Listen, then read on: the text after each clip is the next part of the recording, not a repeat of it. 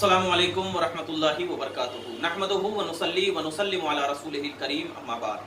आजकल कुछ गलत रस्म रिवाज भी है और कुछ पुरानी बातें भी आजकल क्या है बहुत आम होती जा रही है। लोग ये कहते हैं कि शादीशुदा अगर औरत हो जाए तो उसको चूड़ियां पहनना जरूरी है, और कुछ लोग अगर नहीं पहनते हैं ना चूड़ी तो उसको बड़ी इससे नजर देखा जाता है कि ये तो बेवा होने की निशानी है, यानी चूड़ियां अगर नहीं पहने तो बेवा होने की निशानी है। तो क्या शरीयत में चूड़ियां पहनना शादीशुदा औरतों के लिए जरूरी है, या अगर शादीशुदा हो गई तो चूड़ी नहीं भी पहने तो चलेगी? बाज लोगों को तो ये कहा गया, सुनने में आया है, वो ये कि जो सुहाग होता है ना, ये सुहाग की निशानी कहा जाता है, चूड़ियां पहनना सुहाग की निशानी कहा जाता है। अब जरा देखिए, इसमें मसला यह है कि चूड़ियां पहनने या ना पहनने में शरीयत का कोई ताल्लुक नहीं, यानी आप पहनो तो भी सही, नहीं पहनो तो भी सही, यानी इसमें शरीयत का कोई ताल्लुक ही नहीं है। और न ये सुहाग की अलामत है, न ये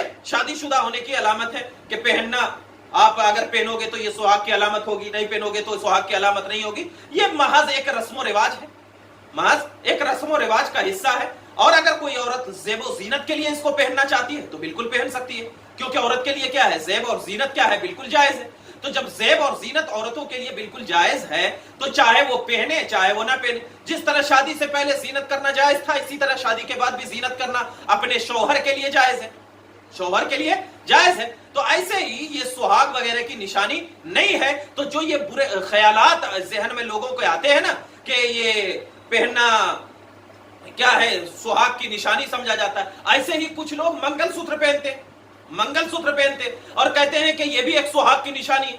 अगर नहीं पहने तो लोग समझते हैं कि ये बेवा है, लोग समझते हैं कि ये बेवा है। तो ये मंगलसूत्र पहनना भी क्या है, ये सुहाग की निशानी नहीं है। शरीयत में इसका कोई अलामत नहीं है या ताल्लुक नहीं है, बल्कि ये चूड़ियां जिस तरह पहनना ये ज़ेबो जीनत के लिए जायज है, इसी तरीके से वो हार जिसको के मंगलसूत्र कहा जाता है उसको भी क्या है, बतौर ज़ेबो जीनत के लिए पहना जा सकता है, उसमें कोई हर्ज की बात नहीं है। लेकिन इसको सुहाग की निशानी समझना ये बिल्कुल गलत है। क्यों? इसलिए कि जब शरीयत का इसमें कोई ताल्लुक ही नहीं है और शरीयत ने इसमें ना हलाल ना हराम का कोई मुकर्रर ही नहीं किया है, तो फिर आप इसको सुहाग की निशानी करार देना, ये तो एकदम बिल्कुल जहालत की बात है, ये तो जहालत की बात है। हाँ, ज़ेबो जीनत के लिए अगर औरत पहनना चाहती है तो बिल्कुल पहन सकती है।